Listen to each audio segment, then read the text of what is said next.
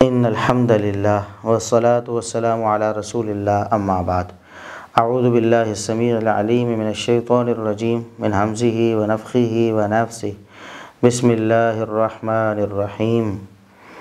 لا يستوی منکم من انفق من قبل الفتح وقاتل اولئک اعظم درجة من الذین انفقوا من بعد وقاتلوا وکلا وعد اللہ الحسنى۔ محترم ناظرین اور معزز سامعین، اصلاح میڈیا کے پلیٹ فارم سے بندہ ناچیز حافظ ابو یحییٰ ایک دفعہ پھر آپ کی خدمت میں حاضر ہے۔ کچھ دن کا تعطل آیا، درمیان میں کچھ مصروفیات تھیں، طبیعت میری کچھ دن ناساز رہی ہے، یہ بھی ایک وجہ تھی کہ میں آپ سے تھوڑا دور رہا ہوں ویڈیوز کے حوالے سے۔ احباب پوچھتے بھی رہے ہیں، رابطہ بھی کرتے رہے ہیں، فکر مند بھی رہے ہیں، اللہ رب العزت انہیں جزائے خیر دے، وہ ہم سے محبت رکھتے ہیں خالص اللہ رب العزت کی وجہ سے اور اس کی رضا کے لیے۔ تو آج ہم جو ٹاپک لے کے آئے ہیں آپ کی خدمت میں، بڑا ہی اہم ٹاپک ہے اور اس حوالے سے بہت زیادہ سوالات ہم سے کیے گئے۔ ہم مختصر جوابات کئی دفعہ دے چکے ہیں، لیکن آن دی ریکارڈ باقاعدہ منظم طریقے سے اسے پیش نہیں کر سکے تھے۔ آج انشاءاللہ وہ آپ کی خدمت میں ہم پیش کرتے ہیں، اور اس سے پہلے ہم آپ سے عرض کرتے ہیں کہ اگر آپ کو ہمارا یہ سلسلہ دفاع صحابہ والا اچھا لگتا ہے تو آپ ہمارے یوٹیوب چینل کو ضرور سبسکرائب کریں اور ہماری ویڈیوز کو لائک کریں، شیئر کریں، اپنے کمنٹس کے ذریعے آپ اپنی آراء اور تجاویز ہمارے تک ضرور پہنچائیں، اور دعوت دین کے اس مشن کو آگے بڑھانے کے لیے ہمارے ساتھ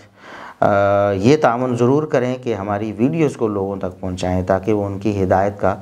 سبب بن سکیں۔ جس طرح بے شمار لوگوں کو اللہ رب العزت نے ہدایت دے دی ہے، ہم اللہ رب العزت کا اس پر بہت شکر ادا کرتے ہیں۔ تو آج کا ہمارا ٹاپک امام علی بن الجعد رحمہ اللہ تعالیٰ کے حوالے سے ہے۔ ان کے حوالے سے بعض لوگوں کو یہ شبہ ہو گیا، اور شبہ ہو بھی سکتا تھا، اس کی وجہ یہ تھی کہ ان کا ایک دور ایسا تھا جس میں وہ صحابہ کرام کے دشمن تھے، اور ان کا دوسرا دور وہ تھا جب اللہ رب العزت نے انہیں ہدایت دے دی اور وہ رحمہ اللہ بن گئے۔ صحابہ کرام کے حوالے سے ان کے دو دور تھے، اور اسی لیے بعض اہل علم کو بھی یہ غلطی لگ گئی اور انہوں نے انہیں رافضی قرار دے دیا کہ یہ رافضی ہیں، حالانکہ وہ پہلے رافضی تھے، بعد میں الحمدللہ سنی مسلمان تھے، اور ہم اللہ کے فضل و کرم سے آج دلائل سے یہ بات ثابت کریں گے۔ اور ان علماء سے یا اہل علم سے ایک بات لے کر بعض لوگوں نے اسے اپنے مذموم پروپیگنڈے کے لیے بھی استعمال کیا، جیسا کہ مرزا محمد علی انجینئر صاحب، انہوں نے سیدنا معاویہ رضی اللہ عنہ کی تنقیص کرنے کے لیے اور اس کو جائز قرار دینے کے لیے بطور دلیل پیش کیا کہ دیکھیں جی ائمہ دین کیا کہتے ہیں سیدنا معاویہ رضی اللہ عنہ کے بارے میں۔ پہلی بات یہ یاد رکھیں کہ ان کے دو قول سیدنا معاویہ رضی اللہ عنہ کے حوالے سے معروف ہیں، ان میں سے ایک ثابت ہے، دوسرا ثابت نہیں ہے۔ ایک قول جو عام طور پر مرزا محمد علی انجینئر صاحب پیش کرتے ہیں وہ یہ ہے کہ اللہ رب العزت اگر سیدنا معاویہ کو عذاب دے تو مجھے برا نہیں لگے گا۔ تو کہتے ہیں دیکھو جی اس امام علی بن الجعد صحیح بخاری کے راوی ہیں اور اتنے بڑے امام ہیں، اور ان کی مسند بھی ہے مسند ابن الجعد کے نام سے، تو اتنے بڑے امام بھی سیدنا معاویہ کے بارے میں یہ بات کرتے ہیں تو آپ انہیں امام سمجھتے ہیں اور ہمارے اوپر اعتراض کرتے ہیں اگر ہم ایسی کوئی بات کر دیتے ہیں تو۔ دیکھیے ہم یہاں یہ بات وضاحت کے ساتھ آج آپ کے سامنے رکھنے والے ہیں کہ امام علی بن الجعد رحمہ اللہ تعالی ان کی زندگی کے دو دور ہیں، پہلا رفض والا دور، صحابہ کرام سے دشمنی والا دور، اور بعد والا سنیت والا دور اور اہل سنت کے عقیدے پہ ثابت ہونے والا دور۔ ہم انشاءاللہ دلائل کے ساتھ ان دونوں دوروں کو ثابت کریں گے۔ پہلی بات وہ جو قول ہے کہ سیدنا معاویہ رضی اللہ عنہ کو اللہ عذاب دے تو ما اکرہ ان یعذبہ اللہ،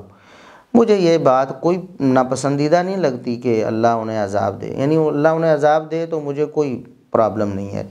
ٹھیک ہے، ان کے عمل ایسے تھے کہ انہیں عذاب دیا جانا چاہیے تھا، نعوذ باللہ۔ یہ ان کا قول الضعفاء الکبیر امام عقیلی رحمہ اللہ تعالیٰ کی کتاب میں ہے، جلد 3 صفحہ 225، لیکن یہ قول ثابت نہیں ہے۔ احمد بن الحسن یا بعض نسخوں کے مطابق احمد بن الحسین، یہ راوی اس کا تعین ہی نہیں ہو سکا، کون ہے، ثقہ ہے، ضعیف ہے، کیا ہے، اس کا تعین ہی نہیں ہو سکا، لہٰذا یہ راوی مجہول ہونے کی وجہ سے یہ سند ضعیف ہے۔ امام علی بن الجاد رحمہ اللہ تعالیٰ سے یہ قول ثابت نہیں ہے۔ اب رہ گئی بات کہ ان سے ایک اور قول ثابت ہے، اور صرف سیدنا معاویہ رضی اللہ عنہ کے بارے میں وہ یہ باتیں نہیں کرتے تھے بلکہ دیگر صحابہ کرام کے بارے میں بھی کرتے تھے۔ اور آپ کو مرزا صاحب پھر یہ بھی کہنا پڑے گا کہ دوسرے صحابہ کرام کے بارے میں بھی آپ یہ لفظ زنی کر سکتے ہیں یا یہ انتہائی توہین پر مبنی گفتگو کر سکتے ہیں، جیسا کہ تاریخ بغداد میں جلد 13 صفحہ 281 پہ حسن سند کے ساتھ ایک روایت امام علی بن الجاد سے مروی ہے ان کے دور رفض کی، جب وہ صحابہ کے دشمن تھے۔ ہارون بن سفیان المستملی کہتے ہیں کنت عند علی بن الجاد، میں امام علی بن الجاد کے پاس تھا، فذکر عثمان بن عفان، عثمان بن عفان رضی اللہ عنہ کا ذکر ہوا ان کی مجلس میں، فقال، تو انہوں نے آگے سے کہہ دیا کہ اخذ من بیت المال 100,000 درہم بغیر حق، عثمان رضی اللہ عنہ نے ایک موقع پر 1,00,000 درہم بیت المال سے ناحق طریقے سے کرپشن کر کے لے لیا تھا۔ نعوذ باللہ ثم نعوذ باللہ۔ مرزا صاحب آپ خدا کے لیے آپ اللہ سے ڈر جائیں، آپ کچھ غور و فکر کر لیا کریں بات کرنے سے پہلے۔ اگر امام علی بن الجاد کے سیدنا معاویہ رضی اللہ عنہ کے خلاف قول کو دلیل بنا لیا جائے اور دلیل بنا کر یہ کہا جائے کہ سیدنا معاویہ کے بارے میں یہ کہا جا سکتا ہے، یا کہنے والے کو آپ برا بھلا نہیں کہہ سکتے، تو پھر مرزا صاحب انہوں نے امام علی بن الجاد نے تو سیدنا عثمان رضی اللہ عنہ کے بارے میں یہ کہا کہ انہوں نے 1,00,000 درہم بیت المال سے کرپشن کر کے لے لیا تھا۔ ان کے شاگرد جو ان کے پاس بیٹھے ہوئے تھے ہارون بن سفیان المستملی، وہ کہتے ہیں کہ میں نے کہا کہ نہیں، اللہ کی قسم انہوں نے ایسا نہیں کیا، سیدنا عثمان رضی اللہ عنہ ایسا قطعاً نہیں کر سکتے،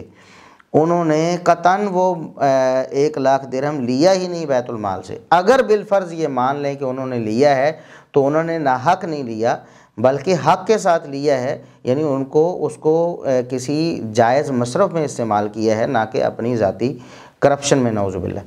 لیکن پھر بھی انہوں نے قسم اٹھا کر کہا علی بن الجاد نے کہ نہیں، اللہ کی قسم عثمان رضی اللہ عنہ نے 1,00,000 درہم بیت المال سے ناحق کرپشن کر کے لیے، نعوذ باللہ ثم نعوذ باللہ۔ تو مرزا صاحب سیدنا معاویہ رضی اللہ عنہ سے پہلے سیدنا عثمان رضی اللہ عنہ کے بارے میں ان کا یہ جو قول ہے اس کے بارے میں آپ کیا کریں گے، کیا کہیں گے آپ؟ اور کیا اس کو بھی ٹھنڈے پیٹوں ہضم کر لیں گے اور لوگوں کو یہی تعلیم دیں گے کہ خیر ہے سیدنا عثمان رضی اللہ عنہ پر کرپشن کا کوئی الزام بھی لگائے تو کوئی حرج نہیں ہے؟ تو مرزا صاحب یہ حسن سند کے ساتھ جو قول مروی ہے یہ آپ کے سامنے ہم نے ذکر کر دیا ہے، سکرین پر آپ نے دیکھ بھی لیا ہے۔ یہ ان کے دور رفض کا یعنی صحابہ کی دشمنی کے دور کا قول ہے، اور اللہ کے فضل و کرم سے اللہ رب العزت نے انہیں ہدایت دی اور اس سے انہوں نے توبہ کر لی صحابہ کرام کی دشمنی سے۔ ایک بات یہ ہو گئی۔ دوسری بات یہ ہے کہ سیدنا معاویہ رضی اللہ عنہ کے بارے میں ان کا جو قول ثابت ہے وہ قول امام ابن ہانی رحمہ اللہ تعالی نے امام احمد بن حنبل رحمۃ اللہ علیہ سے نقل کیا ہے۔ یہ سوالات ابن ہانی، یہ امام ابن ہانی کی کتاب ہے جو انہوں نے امام احمد بن حنبل رحمۃ اللہ علیہ سے سوالات کیے۔ تو وہ کہتے ہیں کہ میں نے امام احمد بن حنبل رحمۃ اللہ علیہ کو سنا، ان سے کسی نے کہا کہ علی بن الجاد کو میں نے یہ کہتے ہوئے سنا ہے کہ مات واللہ معاویۃ علی غیر الاسلام، کہ اللہ کی قسم معاویہ رضی اللہ عنہ مسلمان نہیں فوت ہوئے، یعنی اسلام پر ان کی موت ہوئی نہیں ہے، یعنی وہ کفر پر مرے ہیں، نعوذ باللہ نعوذ باللہ ثم نعوذ باللہ۔ تو یہ قول ثابت ہے امام علی بن الجاد سے، یہ قول ثابت ہے ان کے دور رفض کا کہ انہوں نے کہا کہ معاویہ رضی اللہ عنہ جو جلیل القدر صحابی ہیں، ہم ان کے دفاع پر، ان کی شان، ان کے فضائل پر بہت زیادہ لیکچرز ریکارڈ کروا چکے ہیں، آپ ہمارے یوٹیوب چینل پر وہ سارے بیانات دیکھ سکتے ہیں، سن سکتے ہیں۔ تو علی بن الجاد نے سیدنا معاویہ رضی اللہ عنہ کے بارے میں یہ کہا کہ اللہ کی قسم معاویہ رضی اللہ عنہ کفر پر فوت ہوئے ہیں، اسلام پر فوت نہیں ہوئے۔ یعنی انہوں نے تو سرے سے مسلمان ہی نہیں مانا انہیں اس دور میں، تو پھر آپ بھی نعوذ باللہ یہ کہیں گے، اور ایسا کہنے والے کو آپ بھی کہتے ہیں کہ وہ اچھا نہیں ہے، وہ برا ہے، آپ کہتے ہیں کہ ہم یہ کہنے کو جائز نہیں کہتے، تو اس کا مطلب ہے یہ تو پھر ناجائز قول ہوا نا، آپ بھی اس کے حامی نہیں ہیں فی الحال، تو ابھی تک تو آپ یہی کہہ رہے ہیں، اب اللہ بہتر جانتا ہے آگے آپ کیا کرنے والے ہیں۔ تو بتانے کا مقصد یہ تھا کہ علی بن الجاد کا دور رفض اور تھا اور ان کا سنیت کا دور اور تھا، اور اس کی دلیل کیا ہے وہ ہم دیتے ہیں۔ پہلی دلیل یہ ہے کہ اس قول کے مطابق سیدنا معاویہ رضی اللہ عنہ کفر پر فوت ہوئے نعوذ باللہ۔ اس کا مطلب یہ ہے کہ ان کے نزدیک وہ مسلمان نہیں تھے۔ جب مسلمان نہیں تھے تو پھر صحابی کیسے ہوئے؟ جب مسلمان بھی نہیں، صحابی بھی نہیں، تو ان کی احادیث جو انہوں نے ذکر کی ہیں اپنی مسند علی بن الجاد میں، تو وہ کیوں ذکر کی ہیں؟ مسند علی بن الجاد میں سیدنا معاویہ رضی اللہ عنہ سے نبی کریم صلی اللہ علیہ وسلم کی 3 احادیث انہوں نے نقل کی ہیں۔ اس کا صاف مطلب یہ ہے کہ دور رفض میں وہ سیدنا معاویہ رضی اللہ عنہ کو نعوذ باللہ کافر سمجھتے تھے، مرتد سمجھتے تھے، دین سے خارج سمجھتے تھے، لیکن اللہ رب العزت نے جب انہیں توبہ کی توفیق دی تو انہوں نے توبہ کر کے اپنا موقف بالکل بدل لیا اور سیدنا معاویہ رضی اللہ عنہ کو احترام کے ساتھ صحابی مانا، مسلمان ہی نہیں بلکہ صحابی رسول مانا، اور ان سے بطور صحابی 3 احادیث نبی کریم صلی اللہ علیہ وسلم کی اپنی اس کتاب مسند علی بن الجاد میں انہوں نے ذکر کی ہیں۔ آپ اپنی اسکرین پر وہ احادیث دیکھ سکتے ہیں سیدنا معاویہ رضی اللہ عنہ سے جو مروی ہیں، امام ابن جعد رحمہ اللہ تعالیٰ نے جو ذکر کی ہیں۔ دوسری بات یہ ہے کہ امام ابن معین رحمہ اللہ تعالیٰ بہت بڑے جلیل القدر امام ہیں، ان کے تعارف کی کوئی ضرورت نہیں ہے یہاں پر۔ امام ابن معین رحمہ اللہ، یحییٰ بن معین، ان کا ایک قول بڑا مشہور ہے، بڑا معروف قول ہے۔ وہ فرماتے ہیں کہ جو شخص سیدنا عثمان رضی اللہ عنہ کے بارے میں کوئی بری بات کرتا ہے، انہیں برا بھلا کہتا ہے، یا سیدنا طلحہ رضی اللہ عنہ کے بارے میں کوئی ایسی نازیبہ بات کرتا ہے، یا نبی کریم صلی اللہ علیہ وسلم کے کسی بھی ایک صحابی کے بارے میں کوئی نازیبہ بات زبان سے نکالتا ہے، تو دجال، وہ دجال ہے، لا یکتب عنہ، اس سے کوئی حدیث نہیں لکھی جائے گی، اس پر اللہ کی اور فرشتوں کی اور سب لوگوں کی لعنت ہے۔ ہم کہتے ہیں امام ابن معین رحمۃ اللہ علیہ کا یہ موقف بالکل برحق ہے، لیکن اس کو یہ امام ابن معین رحمۃ اللہ علیہ سے ان کے شاگرد دوری نے نقل کیا ہے، تو تاریخ ابن معین بروایت دوری میں یہ 2670 نمبر پہ یہ قول آپ کو مل جائے گا۔ اور یہ قول جب ثابت ہے ان سے، تو اس قول کے باوجود اگر امام ابن معین رحمۃ اللہ علیہ امام علی بن الجاد کو ثقہ کہہ رہے ہیں، اور یہ ثقہ انہوں نے کہا ہے تاریخ بغداد میں جلد 13 صفحہ 281 پہ، یعنی ایک طرف وہ کہتے ہیں جو سیدنا عثمان، سیدنا طلحہ یا کسی بھی صحابی کے بارے میں کوئی نازیبہ بات کرتا ہے وہ دجال ہے، اس سے حدیث لکھی ہی نہیں جائے گی، اس پر لعنت ہے اللہ کی اور فرشتوں کی اور سب لوگوں کی، اور دوسری طرف امام علی بن الجاد کو وہ ثقہ کہہ رہے ہیں، تو اس کا کیا مطلب ہے؟ اس کا مطلب یہ ہے کہ امام علی بن الجاد رحمہ اللہ تعالی انہوں نے اپنے موقف سے رجوع کر لیا تھا، انہوں نے رفض چھوڑ کر سنیت کی راہ اپنا لی تھی الحمدللہ،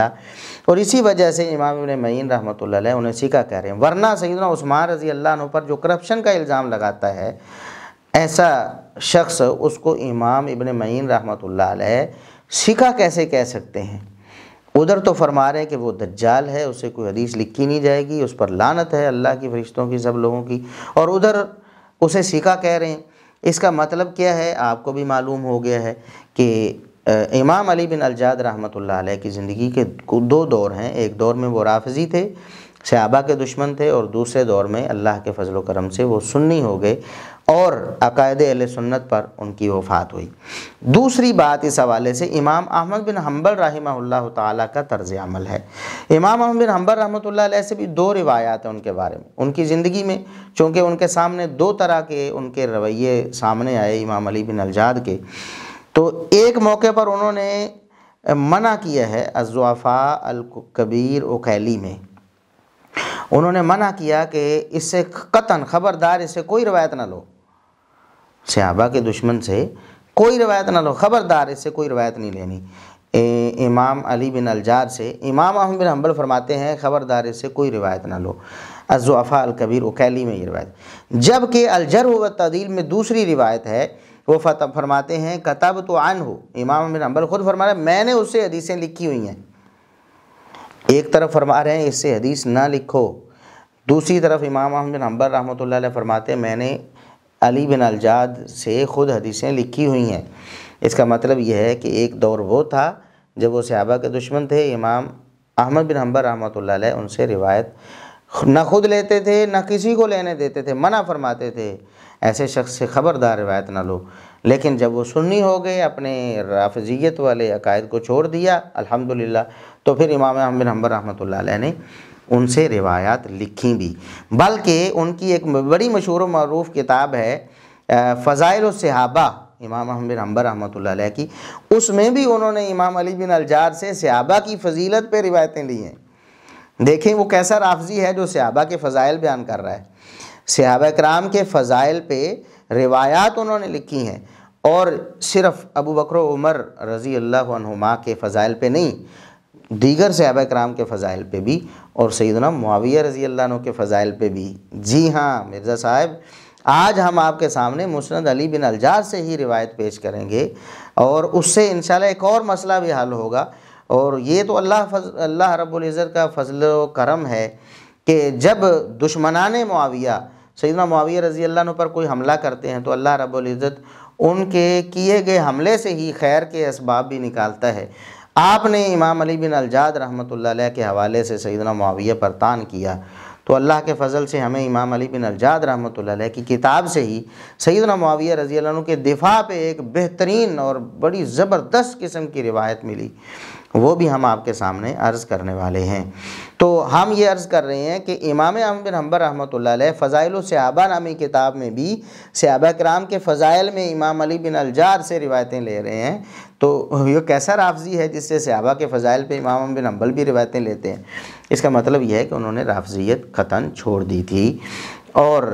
ان کی اگر آپ کتاب دیکھیں تو اس میں سیدنا علی رضی اللہ عنہ کا یہ قول بھی مل جائے گا جو معنن صحیح بخاری میں بھی موجود ہے 3671 نمبر پہ، کہ اس امت میں نبی کریم صلی اللہ علیہ وسلم کے بعد سیدنا ابوبکر، پھر عمر یہ افضل ہیں، پھر عثمان رضی اللہ عنہ یہ افضل ہیں۔ تو اسی طرح کا قول ان سے امام علی بن الجاد رحمہ اللہ تعالیٰ نے نقل کیا ہے 1702 نمبر پہ، کہ علی رضی اللہ عنہ فرماتے ہیں خیر حاضی الامت بعد نبیہا ابو بکر و عمر، کہ اس امت میں نبی کریم صلی اللہ علیہ وسلم کے بعد سب سے بہترین ابو بکر و عمر ہیں۔ یہ علی رضی اللہ عنہ کا فرمان امام علی بن الجاد نے نقل کیا ہے۔ وَلَوْ شِئْتُ أُخْبِرُكُمْ بِالثَّالِثِ لَفَعَلْتُ، اگر میں چاہوں تو تیسرے کے بارے میں بھی تمہیں بتا دوں کہ تیسرا بھی ہے جو نبی کریم صلی اللہ علیہ وسلم کے بعد ان دو کے بعد افضل ہے، تو میں چاہوں تو وہ بھی بتا دوں، یعنی سیدنا عثمان رضی اللہ عنہ۔ تو یہ کیسے رافضی ہیں جو ابو بکر و عمر اور عثمان رضی اللہ عنہ ان تینوں کو نبی کریم صلی اللہ علیہ وسلم کے بعد سب سے افضل قرار دے رہے ہیں علی رضی اللہ عنہ سے نقل کر کے؟ تو گویا علی رضی اللہ عنہ کا چوتھا نمبر جو خود بتا رہا ہے اور علی رضی اللہ عنہ سے نقل کر رہا ہے، وہ رافضی کیسے ہو سکتا ہے؟ وہ تو شیعہ بھی نہیں ہے۔ شیعہ بھی متقدمین میں جس کو شیعہ کہا جاتا تھا وہ تھا جو چلو ادب و احترام تو سب کا کرتا ہے، لیکن نمبر جو ہے چوتھے کی بجائے تیسرا رکھتا ہے فضیلت میں، کہ فضیلت میں علی رضی اللہ عنہ سیدنا عثمان سے افضل ہیں۔ یہ بات شیعہ کا موقف تھا، تو یہ تو شیعہ بھی نہیں ہے، رافضی کہاں ہونا ہے انہوں نے۔ اسی طرح سیدنا معاویہ رضی اللہ عنہ کے بارے میں انہوں نے صرف روایات ہی نہیں نقل کی، بلکہ زبان سے بول کر انہوں نے نبی کریم صلی اللہ علیہ وسلم کا صحابی قرار دیا، شرف صحابیت سے انہیں مشرف قرار دیا ہے، لکھا ہے واضح طور پر۔ وہ لکھتے ہیں کہ تسمیت من لقی ابو اسحاق من الصحابہ تھی، کہتے ہیں کہ ان صحابہ کے نام میں ذکر کرنے لگا ہوں جن سے ابو اسحاق السبیعی رحمہ اللہ نے ملاقات کی ہے، جن سے ملاقات ابو اسحاق السبیعی کی ہے نا، جن صحابہ کرام سے ان کے نام لکھنے لگا ہوں۔ کہتے ہیں علی بن ابی طالب، پہلے علی بن ابی طالب، وابن عباس عبداللہ بن عباس، وابن عمر عبداللہ بن عمر، وابن الزبیر سیدنا عبداللہ بن زبیر، ومعاویہ بن ابی سفیان اور سیدنا معاویہ بن ابی سفیان، والمغیرہ بن شعبہ تھا، اور سیدنا مغیرہ بن شعبہ رضی اللہ عنہ۔ تو نبی کریم صلی اللہ علیہ وسلم کے صحابہ میں سیدنا معاویہ رضی اللہ عنہ کو شمار کیا اور نام لے کر انہیں صحابی قرار دیا امام علی بن الجاد رحمہ اللہ تعالیٰ نے۔ یہ صفحہ نمبر 76 ہے ہمارے پاس جو نسخہ ہے مسند ابن الجاد کا، تو صفحہ نمبر 76 پر انہوں نے یہ بات لکھی ہوئی ہے۔ تو مرزا صاحب جو بندہ یہ بات لکھ رہا ہے وہ رافضی کیسے ہو سکتا ہے؟ اور پھر صاف معلوم ہو گیا نا کہ ایک وقت تھا جب انہوں نے کہا تھا کہ اللہ کی قسم سیدنا معاویہ اسلام پر فوت نہیں ہوئے، یعنی وہ کافر ہو کر مرے ہیں نعوذ باللہ۔ اور ایک دور یہ ہے کہ وہ کہہ رہے ہیں کہ نبی کریم صلی اللہ علیہ وسلم کے یہ صحابی ہیں۔ تو کیا صحابی ایسا ہوتا ہے جو کفر پر نعوذ باللہ مر جائے وہ صحابی ہو سکتا ہے؟ تو دوسری بات یہ ہے کہ انہوں نے سیدنا معاویہ رضی اللہ عنہ کے دفاع پہ بھی ایک زبردست روایت پیش کی ہے۔ وہ بھی روایت چلو مرزا صاحب ہم آپ کے سامنے پیش کرتے ہیں کہ اور اس کی سند صحیح ہے، سند بھی صحیح ہے۔ سند میں کیا ایک زہیر ہیں اور زہیر سے آگے اسود بن قیس ہیں اور آگے نبیہ العنزی ہیں جو اس روایت کو پیش کر رہے ہیں، یعنی امام علی بن الجاد کے استاد زہیر ہیں اور ان کے استاد اسود بن قیس ہیں، دونوں سکہ راوی ہیں، اور تیسرے نبیہ العنزی ہیں جو اس روایت کو بیان کرنے والے ہیں سیدنا ابو سعید خدری رضی اللہ عنہ سے، وہ بھی سکہ ہیں۔ نبیہ العنزی کہتے ہیں کنت عند ابی سعید الخدری، میں سیدنا ابو سعید خدری رضی اللہ عنہ کے پاس موجود تھا، فذکر علی بن ابی طالب و معاویہ، چنانچہ وہاں پر علی رضی اللہ عنہ اور سیدنا معاویہ رضی اللہ عنہ کا ذکر ہوا،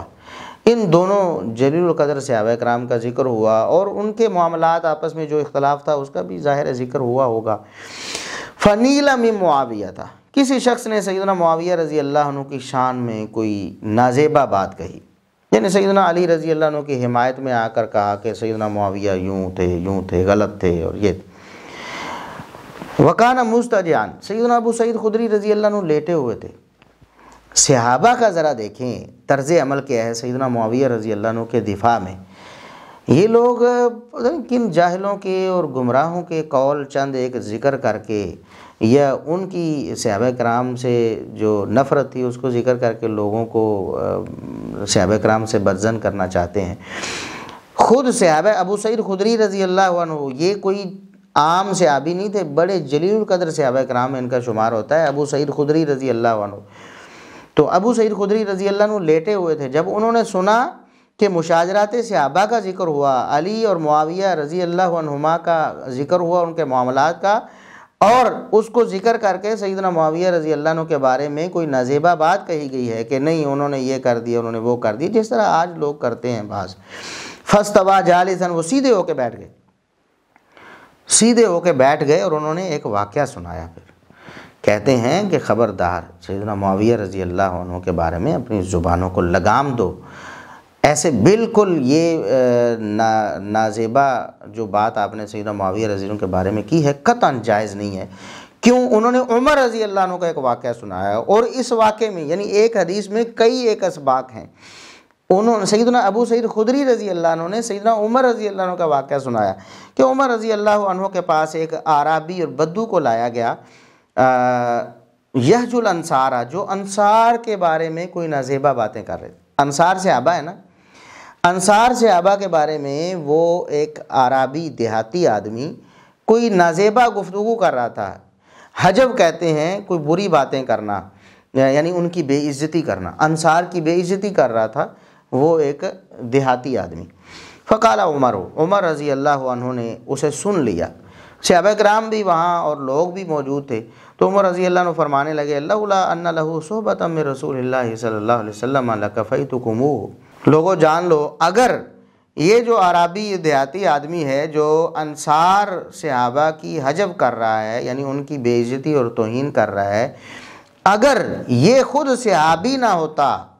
تو پھر تم دیکھتے کہ عمر اس کے ساتھ کیا کرتے، تم سب کی طرف سے عمر اس سے نمٹ لیتے۔ تو وہ جو اعرابی شخص تھا وہ نبی کریم صلی اللہ علیہ وسلم کا صحابی تھا، اس کا نام بھی نہیں آیا یہاں پر، اتنے یعنی وہ ادنا درجے کے صحابی تھے، اور کدھر سیدنا معاویہ رضی اللہ عنہ اور دیگر صحابہ کرام۔ تو ابو سعید خدری رضی اللہ عنہ نے سمجھایا کیا ہے؟ نبیہ العنزی اس واقعے کو بیان کرتے ہیں کہ جب سیدنا علی رضی اللہ عنہ اور سیدنا معاویہ رضی اللہ عنہ کا ذکر کر کے سیدنا معاویہ رضی اللہ عنہ کے بارے میں کوئی نازیبہ بات کی گئی اور ان کی شان میں جو تنقیص بنتی تھی وہ کی گئی، تو اسی وقت ابو سعید خدری رضی اللہ عنہ لیٹے ہوئے تھے، اٹھ کر بیٹھ گئے اور پھر انہیں واقعہ سنایا، خبردار معاویہ رضی اللہ عنہ کے بارے میں قطعاً ایسی بات نہ کرنا۔ کیوں؟ وہ کہتے ہیں کہ عمر رضی اللہ عنہ نے ایک صحابی کو انصار کی بے عزتی کرتے سنا، تو عمر رضی اللہ عنہ نے کہا کہ یہ صحابی ہیں اللہ کے رسول کے، اگر صحابی نہ ہوتے تو میں تم سب کی طرف سے نمٹ لیتا، وَلَٰكِن لَهُ صُحْبَةٌ مِّن رسول اللہ صلی اللہ علیہ وسلم، لیکن انہیں نبی کریم صلی اللہ علیہ وسلم کی صحبت نصیب ہوئی ہے، یہ صحابی ہیں اس لیے میں درگزر کر رہا ہوں۔ تو اس سے ایک سبق یہ ثابت ہوا کہ مشاجرات صحابہ میں ہمیں کیا طرز عمل اختیار کرنا چاہیے، ہمیں کیا سمجھنا چاہیے صحابہ کرام کے اختلافات دیکھ کر، کہ ایک صحابی ہے ادنا سے ادنا صحابی، عربی ہے، دیہاتی ہے، اور وہ بے عزتی کر رہا ہے، خلاف بول رہا ہے، شان میں تنقیص کر رہا ہے، کن کے؟ انصار کے، جن کے بارے میں نبی مکرم صلی اللہ علیہ وسلم نے فرمایا کہ لوگ میرے ساتھ، جو انصار کے علاوہ دوسرے لوگ ہیں وہ میرا باہر والا لباس ہیں، اور انصار تو میرا اندر والا لباس ہے، جسے ہم بنیان وغیرہ کہتے ہیں، جو جسم کے ساتھ چمٹی رہتی ہے۔ تو نبی پاک صلی اللہ علیہ وسلم نے فرمایا انصار کے ساتھ میرا تعلق ایسا ہے جیسے جسم کے ساتھ چمٹا ہوا لباس ہوتا ہے، اور باقی جو صحابہ کرام ہیں اور باقی جو لوگ ہیں وہ باہر والا کپڑا ہے۔ تو انصار سے ایک خاص محبت محمد رسول اللہ صلی اللہ علیہ وسلم کو تھی، اور انصار کے بارے میں خاص وصیتیں نبی کریم صلی اللہ علیہ وسلم فرما کے گئے امت کو، اور انصار کے فضائل اور مناقب انشاءاللہ کسی اور موقع پہ بیان ہوں گے، وہ تفصیل کے محتاج نہیں ہیں۔ تو اتنے جلیل القدر صحابہ کرام انصار، اور جن کی تعریفیں قرآن نے کی ہیں، جن کی تعریفیں محمد الرسول اللہ صلی اللہ علیہ وسلم نے کی ہیں، جن کے فضائل و مناقب آپ نے بیان کیے ہیں، جب ان کے بارے میں ایک شخص برا بولتا ہے لیکن ہے صحابی، تو سیدنا عمر رضی اللہ عنہ کہتے ہیں ہم نے اسے کچھ نہیں کہنا۔ جب ایک صحابی دوسرے صحابہ کے خلاف بولتا ہے، عمر بن خطاب رضی اللہ عنہ جیسا شخص بھی، ایک ادنا سے ادنا صحابی، اعلیٰ سے اعلیٰ صحابہ کرام کے بارے میں، انصار کے بارے میں بھی برا بولتا ہے، عمر بن خطاب رضی اللہ عنہ جیسا صحابی بھی خاموش ہو جاتا ہے، کہتا ہے کہ میں اسے کچھ نہیں کہوں گا کیونکہ یہ خود صحابی ہے۔ یہ ہے مشاجرات صحابہ کا مسئلہ۔ انجینئر محمد علی مرزا صاحب یہی بات ہم آپ کو سمجھاتے رہے ہیں۔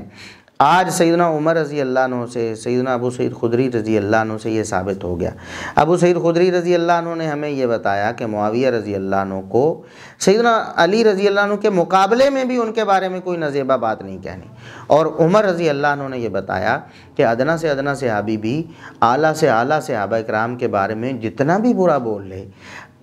عمر کو بھی کوئی اختیار نہیں کہ اس کے بارے میں کچھ کہے، عمر کو بھی اسے سزا دینے کا کوئی اختیار، حالانکہ خود جلیل القدر صحابی عمر رضی اللہ عنہ اسے کچھ نہیں کہتے، اور عزت اور احترام کے ساتھ پیچھے ہٹ جاتے، کہتے ہیں کہ صحابی نہ ہوتا تو پھر میں نمٹتا۔ اور بھائی ہم بھی آپ کو یہی سمجھاتے ہیں مرزا صاحب اور مرزا صاحب کے متاثرین، اللہ کے لیے ہماری باتوں پہ غور کریں، اللہ رب العزت آپ کو ہدایت دے۔ ہم بار بار آپ کے لیے اللہ رب العزت سے ہدایت کے طلبگار ہوتے ہیں۔ ہم بھی آپ کو یہی سبق دینا چاہتے ہیں کہ صحابہ کرام کے اگر کوئی معاملہ ہوا ہے، صحابہ کرام ایک دوسرے سے لڑے ہیں، جھگڑے ہیں، ایک دوسرے کو برا بھی کہا ہے، حتیٰ کہ ایک دوسرے کو گالی بھی دے دی ہے، تب بھی ان کا آپس کا معاملہ ہے،